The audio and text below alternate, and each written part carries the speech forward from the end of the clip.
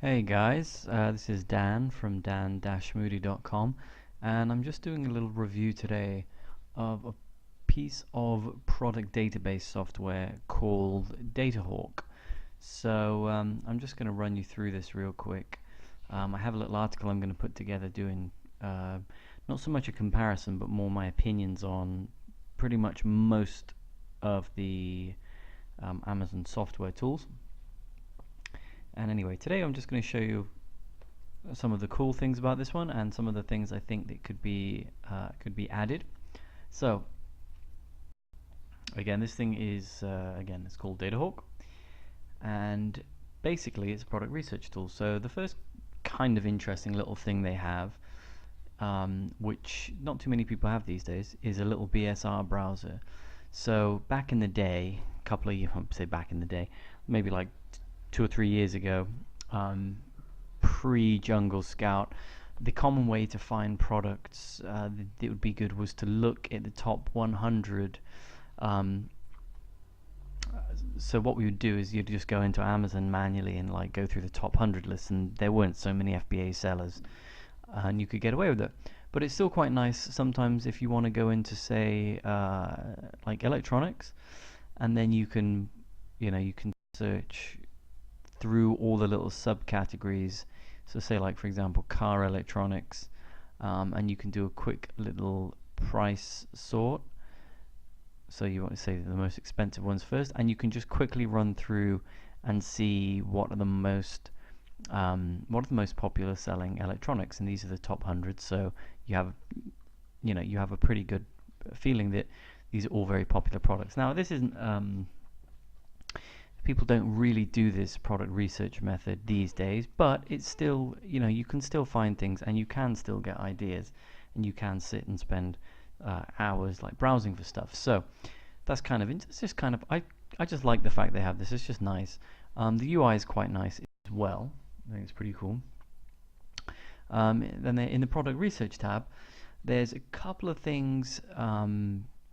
They don't have as many filter sets as any of the other product research tools. Most product research tools have more filter sets in terms of oversize, FBA, who's the seller, Amazon FBA, merchant fulfilled, estimated revenue search, estimated sales search. I mean, there's usually like a standard little cluster of filters that everybody uses, and this one doesn't. So that's definitely a minus, I would say. You can search by rating, but I've never been a big fan of that. So I would say the upside to that is that me personally, I don't really use that many more filters. I'm always interested in the estimated revenue, I'm interested in the price, I'm interested in the reviews. Those are the core ones.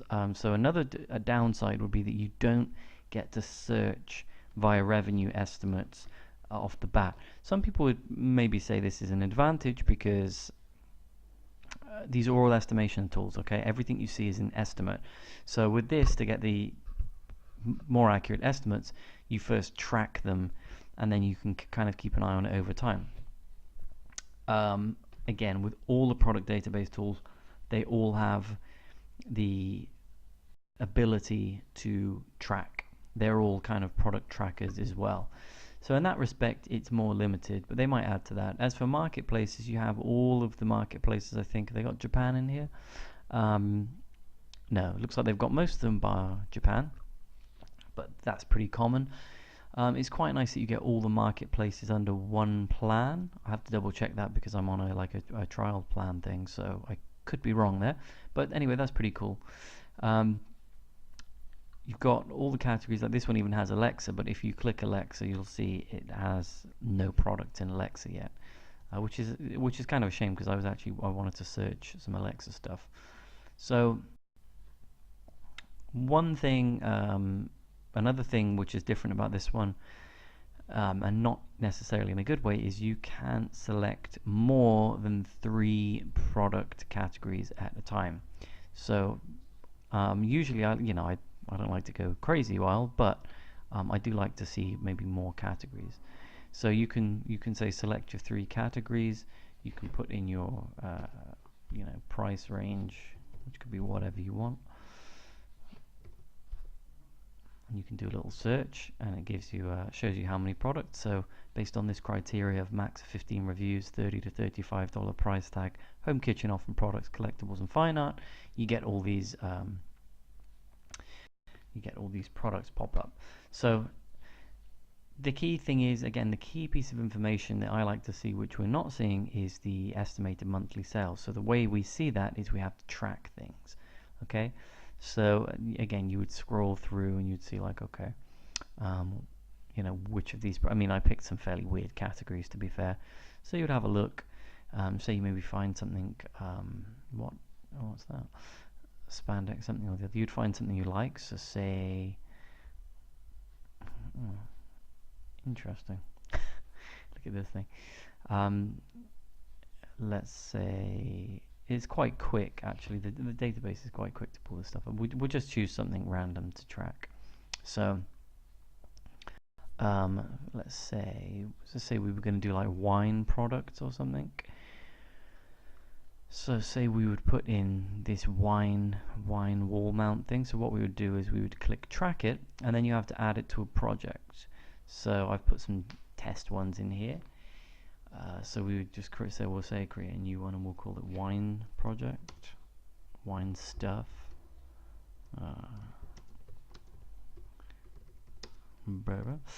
Alright, and we'll leave this as the US marketplace for the minute. Okay. And then we can maybe add some more products. So say, for example, we don't want to look at collectibles, fine art. We want to be a bit more sensible. Look in home and kitchen. Home and kitchen. Let's find the other home category. Where is it? So we'll say grocery and gourmet food, just for a quick look. And we'll also say, let's see if there's anything else. I'm not going to do beverages. Okay, we'll just leave it at that.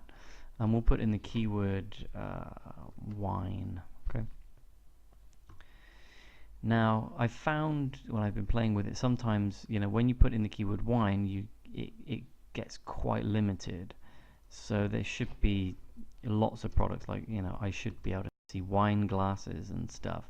So, you know, the fact it gives me 0 products for wine glasses, probably because of the price tag. Maybe if I take the price tag down to, let's say, 15,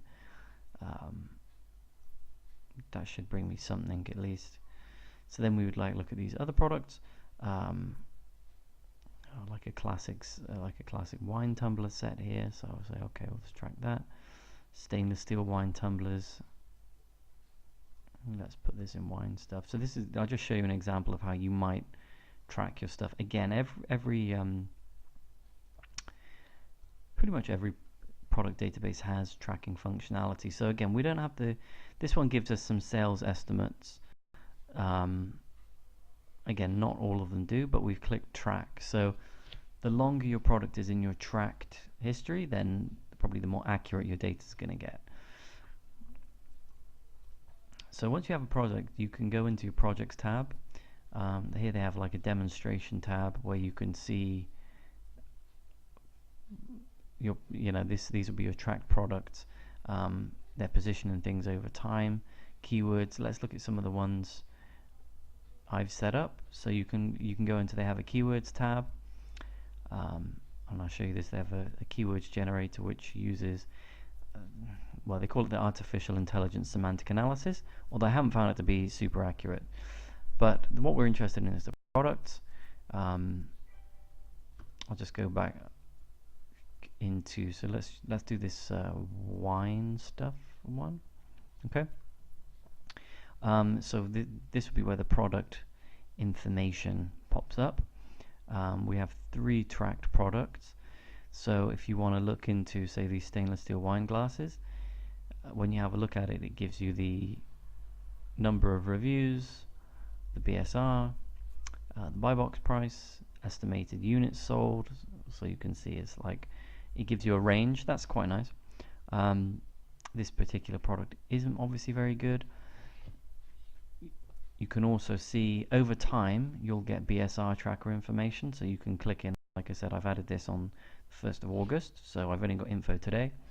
and then you'll have information over time on how the BSR fluctuates.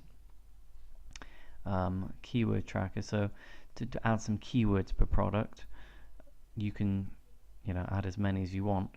You can see the suggested keywords like vacuum cleaner, disposable forks, disposable wine glasses. These aren't none of these keywords are related to what we want. So you might have some keyword research, or we'll just input some keywords for this so you can see what it looks like. So we'll call it well, stainless steel wine glasses, stemless wine glasses,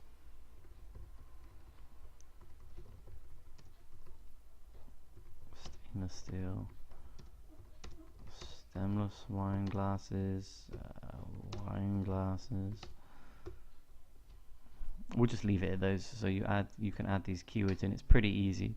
Once you put them in, you can click on the keyword tracker tab, and you'll see what these keywords have been doing over time. So if you've got your own products, you can also monitor your own products.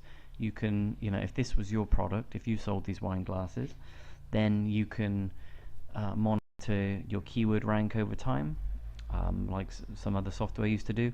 Like I said, Amazal has this functionality. It's not it's not a new piece of software, but you can also come into the keywords tab, and you can see you'll have some data, and it gives you a little score. So this one says a C because of the competition's crazy and the search volume, and you can see the other stuff. If we go back into the project, we'll click on some other ones that I added a while ago for just for looking at. Yeah, and this is basically your little hub where you can see the averages of stuff, and then you'll also be able to see, again, when you click on them, you'll be able to see the average sales information. So if we go into we'll go into another project I added a while ago. So I added some tech stuff. So let's have a look at this. This Bluetooth pad. So you can see I added this one on the 22nd of July, and it shows us basically a little hub, a little dash to see changes in reviews, the rating, the buy box price. You can see the buy box price has dropped recently. It's quite a nice UI. It gives you the monthly sales estimates, so it gives you the range as well, which is quite nice. The estimated monthlies. Again, this will be what your BSR, like position tracker, keyword tracker. So nothing going on there. So I may not have added the keywords for this one. And I only added the one keyword, which was USB-C, and this one is pretty crap because it's overly competitive. And then when you click into that keyword, you can see all the different products, and once you track them, you can see the sales as well. So if we just look at another project, let me think. I did one. What's one I added a while ago? Pet stuff. Nope, I think I added that one today. Housewarming gifts. Let's have a look at this. So let's have a look at like this home sign. So you see I've got a few different keywords, and you can see how many products per keyword. So for something like actually these ones were already in there. So say like this product, our first home.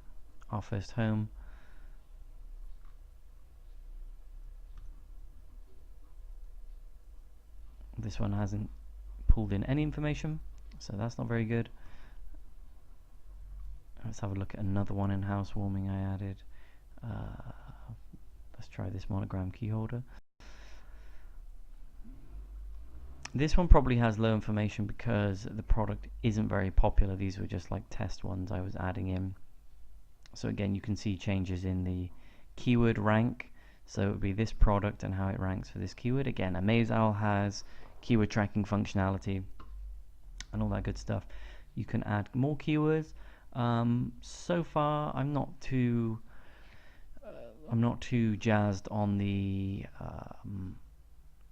suggested keywords, but on some of their suggested keywords, it's quite nice that they have the estimated search volume. How accurate that would necessarily be, we don't know, but it also gives you the rough cost per click information, which is kind of cool.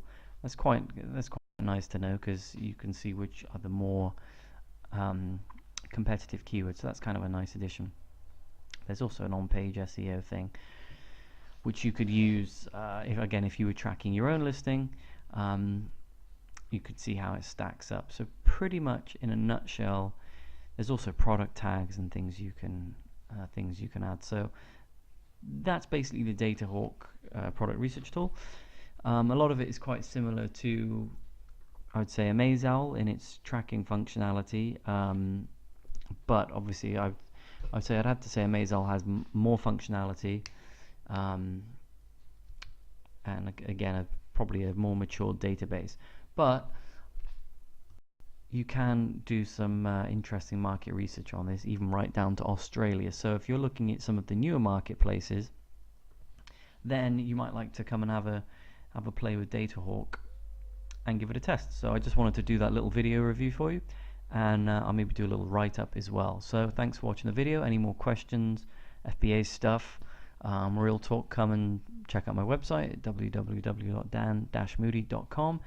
And I'm going to go pick up my daughter from kindergarten, and I will catch you guys later.